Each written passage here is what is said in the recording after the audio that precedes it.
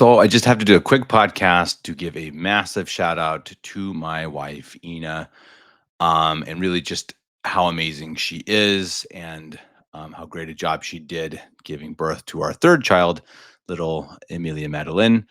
Um, Beautiful little baby. Everything went great. And there's a reason for that. Obviously, God's grace. Thanks be to God that it did go well, that it was a happy and healthy birth, a fast birth.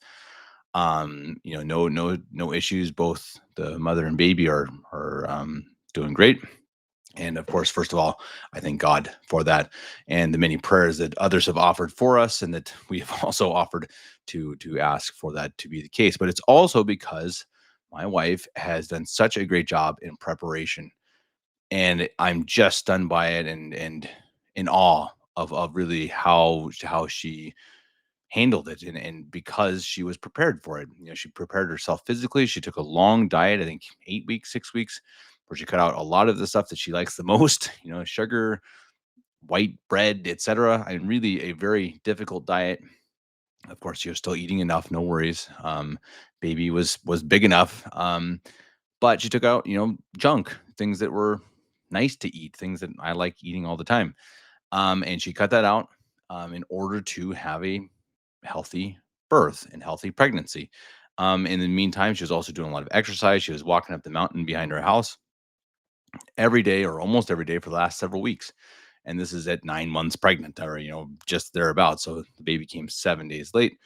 And it's just remarkable how she did it. And then also preparing herself, mentally, emotionally, spiritually, reading the proper books, doing the proper research, trying to figure out the best ways to have a good, healthy birth, natural as possible. And this is a woman who would never even dream of taking a Tylenol while giving birth, which to me is mind blowing.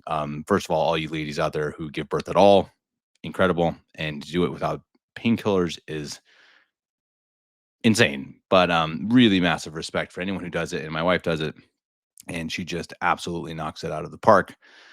And again, I'm in awe by it, and it really showed me it's kind of a microcosm of how we can succeed. And one of the things too that she did was to really give her her pain away, kind of, to accept it, to accept that there are things you can't control, and to give it to God and to offer it up when it came to labor.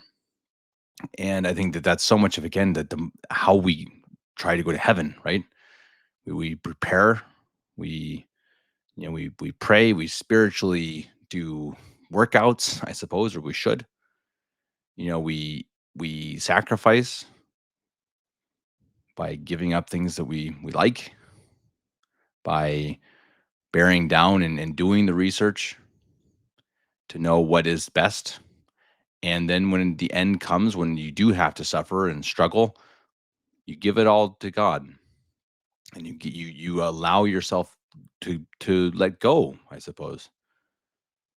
And it's just incredibly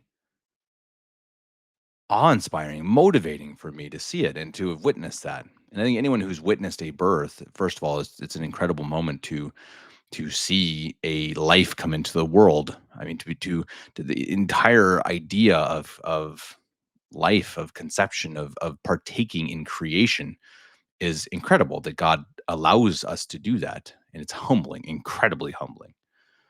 And then to be able to watch that all come to fruition. You watch the 9 months of growth and then the birth, and it's very hard, but then this little human being comes out and it has fingers and toes and fingernails. My little daughter has these long fingernails that she's scratching her face with because they're too long. That's incredible.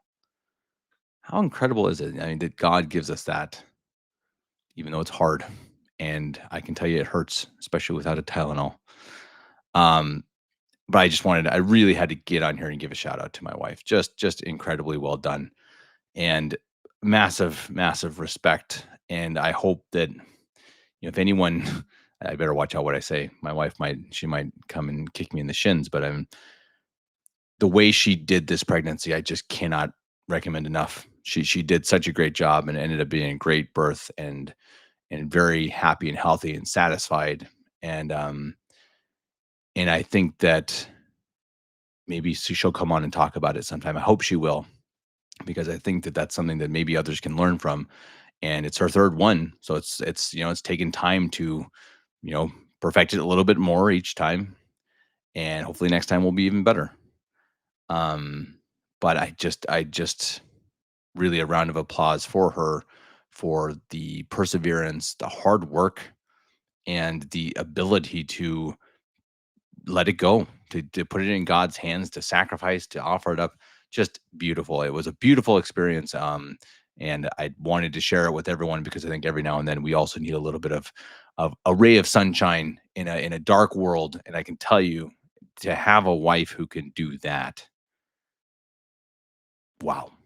I mean, just incredible, just absolutely incredible, and it just shows you again there is absolutely hope in the world. There is strength in the world, and we need to see that and realize it, and try to grasp it. Try to find out what is that? How where does that come from? Love, of course, goodness, denial of self. These are the things that get us to heaven. I mean, that's what we need to look at. And again, I saw it today, and I wanted to share it with you all. Please continue to pray for my wife and my baby. Um, and also, please again, post we posted earlier this week. Unfortunately, a family who was not able to experience this, Colleen and Patrick Klobunis, who unfortunately lost their baby due to a complications before birth. Please pray for them. You can contribute to it. There's a podcast before this one where you can find the GoFundMe. Um, and I know my wife had Colleen very much in mind as well during the pregnancy. So pray for them as well. And I guess we'll see you around soon. And you might be hearing just a few more screams on this end.